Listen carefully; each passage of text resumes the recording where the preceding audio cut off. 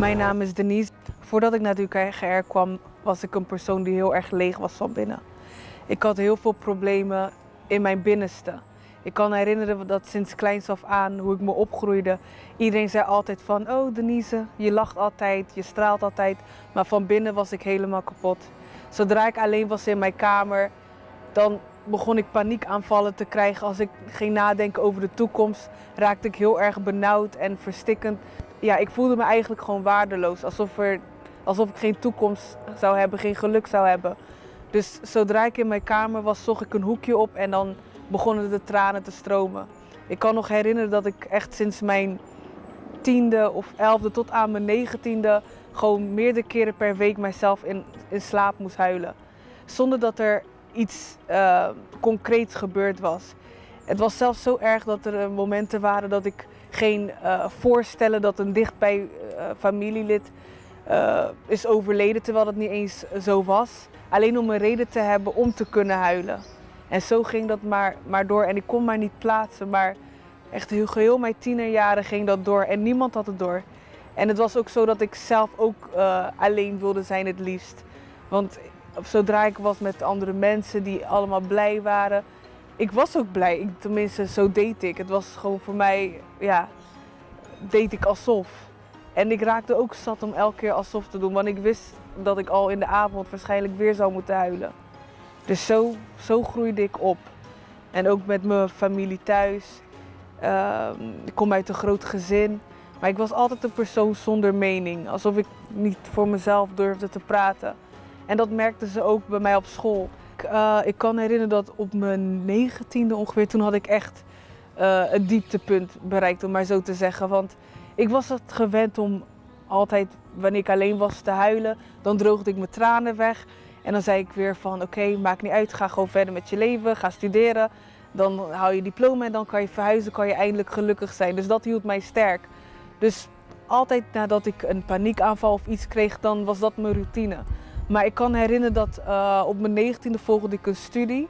En de studie zelf maakte me niet blij, omdat ja, het was niet echt iets voor mij. Maar ik kan me herinneren dat daar op school, dat mijn mentor die riep me wel eens op zijn bureau op een dag. En eerst dacht ik van, waar wilt hij het nou over hebben? Ik ken hem niet eens echt zo goed.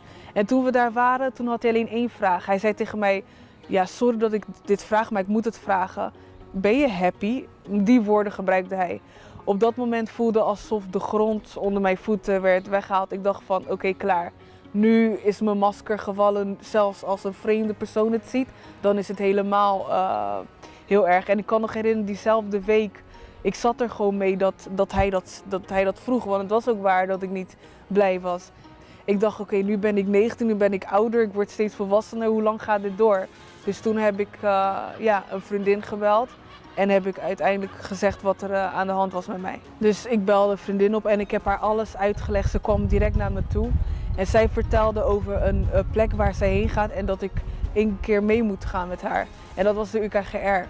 Dus de eerste dag toen ik daar was, toen ik daar kwam, ik raakte heel erg gemotiveerd door wat er werd verteld, geïnspireerd zelf.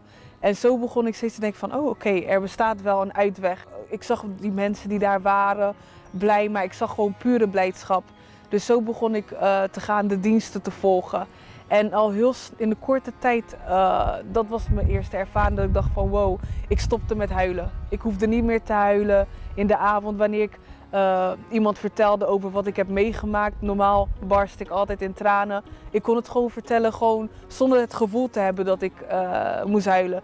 Dus die verdriet die ik echt binnen in mij had, daarvan was ik als eerst van verlost, om maar zo te zeggen, toen ik kwam. Ik leerde om te gaan met situatie, dingen aan te zien. Ik leerde vergeven, want ik had ook een wrok in mijn binnenste en ik leerde vergeven. En dat heeft mij helemaal vrijgemaakt van al die paniekaanvallen, die kwellingen wat ik voelde.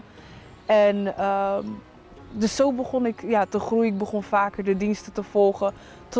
Tot op een moment dat ik echt dacht van oké, dit is echt. Wat hier gebeurt is echt. Het geloof is echt. God bestaat echt en die staat ook echt klaar om mij te helpen. En zo begon ik echt het serieus te nemen. En echt mezelf ook over te geven. En ik merk gewoon een heel groot verschil.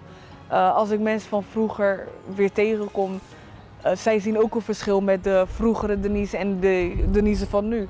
Want ik kon niemand niet eens in de ogen aankijken. Sollicitatiegesprekken waren voor mij altijd trauma. Altijd als ik een sollicitatiegesprek had, dacht ik van, oh, hoe ga ik dit doen? Ik had ook problemen om voor een groep te staan of ja, mijn mening te uiten. En nu heb ik ervaring met evenementen organiseren of een team aansturen.